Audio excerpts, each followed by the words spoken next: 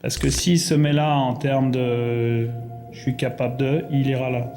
S'il se met 3 clubs plus haut, 3 niveaux plus haut, il ira les chercher. Il est capable de tout.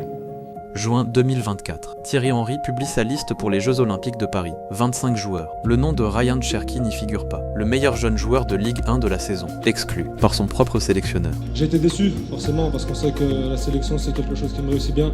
Maintenant, c'est un choix du sélectionneur. Il a raison, j'ai pas été assez performant, je pense, sur les derniers matchs. Quelques jours plus tard, Henry le rappelle. Il lui fait confiance pour la compétition la plus importante de l'été. La France atteint la finale des Jeux Olympiques, pour la première fois depuis 1984. Et un an plus tard, Pep Guardiola signe Ryan Cherki à Manchester City, pour en faire le successeur de Kevin De Bruyne, le meilleur milieu offensif de sa génération. Ce joueur, tout le monde l'avait abandonné. 6 entraîneurs à Lyon, 6 conflits, et son propre propriétaire qui l'insulte en privé. Un seul homme l'avait vu différemment. Un seul homme avait dit que c'était un joueur extraordinaire, quand personne d'autre ne le disait. Cet homme, c'est Thierry Henry, champion du monde 1998, l'un des meilleurs attaquants de l'histoire du football français, et le seul qui avait vu quelque chose que personne d'autre ne voyait. Ce qui est fascinant avec Ryan Cherki, c'est que tout le monde voit le même joueur, et tout le monde arrive à des conclusions complètement opposées. 6 entraîneurs professionnels l'ont eu sous leurs ordres à Lyon. 6 entraîneurs expérimentés, avec des méthodes différentes, des philosophies différentes, et ils ont tous, à un moment ou à un autre, décidé de l'écarter. Et pendant ce temps, Thierry Henry, lui, dit publiquement que c'est un joueur extraordinaire, avant que quiconque ne soit vraiment d'accord avec lui. Alors la vraie question, est-ce que le problème était Cherki,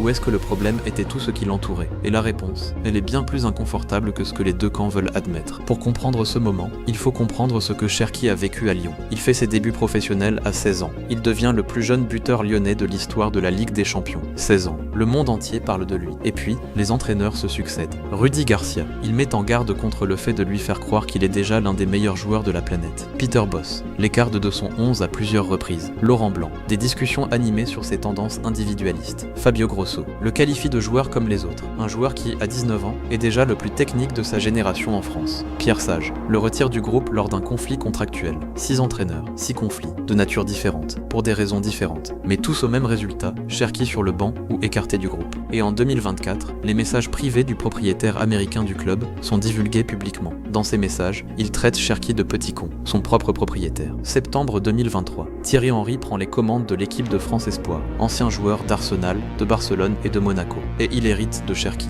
avec toute cette réputation qui l'accompagne. L'ingérable, le difficile, l'inconstant. Henry fait quelque chose que personne n'avait fait avant lui. Il est dur avec Cherki, il l'écarte parfois, il lui impose des exigences défensives strictes, des choses que Cherki n'avait jamais eu à faire à Lyon. Et il dit publiquement, après coup, que le problème de Cherki n'a jamais été le talent. Le problème, c'était l'enchaînement.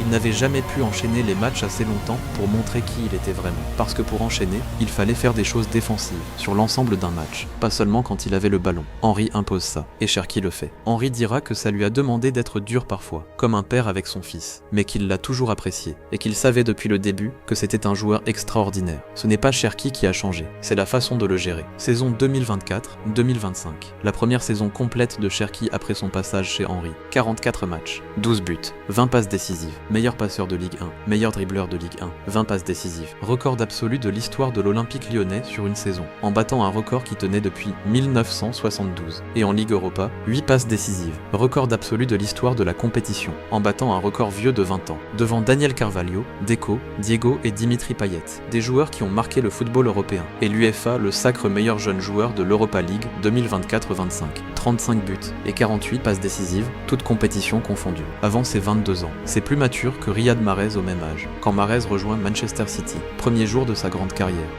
Pep Guardiola, l'un des meilleurs entraîneurs de l'histoire du football, l'homme qui a eu Samuel Eto'o, Zlatan Ibrahimovic, Sergio Agüero et Joao Cancelo, et qui a eu des affrontements célèbres avec chacun d'entre eux. Cet homme-là signe Ryan Cherki à Manchester City, en sachant exactement tout ce qui s'est passé à Lyon, les 6 entraîneurs, les 6 conflits, les messages privés du propriétaire. Il sait tout, et il dit que c'est lui, le successeur de Kevin De Bruyne, le joueur autour duquel Manchester City va reconstruire. Guardiola voit en Cherki son courage de jouer, ce talent spécial, cette connexion naturelle avec les joueurs autour de lui. C'est la même chose que Thierry Henry avait vu, 2 ans plus tôt, quand personne d'autre ne le disait encore.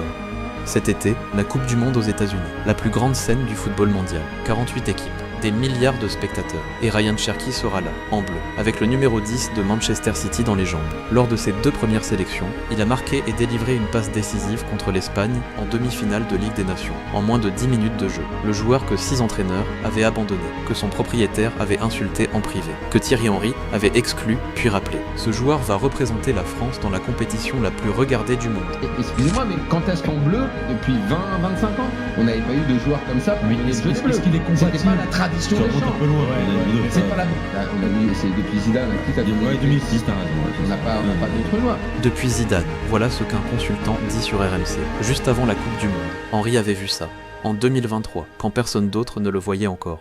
Alors où en sommes-nous? Un joueur rejeté par 6 entraîneurs, insulté par son propriétaire dans des messages privés, exclu de la liste olympique par son propre sélectionneur. Et ce même sélectionneur, Thierry Henry, qui dit que c'est la force d'un grand, que c'est un joueur extraordinaire, que c'est lui qui s'en est sorti, parce que personne ne lui a rien donné. Guardiola le signe, la France le convoque, la Coupe du Monde l'attend. Thierry Henry avait tout vu en 2023, quand personne ne voulait vraiment le croire. Alors voilà la question que je vous laisse. Combien de joueurs comme Cherki disparaissent chaque année parce qu'ils n'ont pas eu la chance de tomber sur le bon entraîneur? Comme je l'ai dit et je le répète, on n'ira pas à la Coupe du Monde pour être favori, on ira pour écraser tout le monde.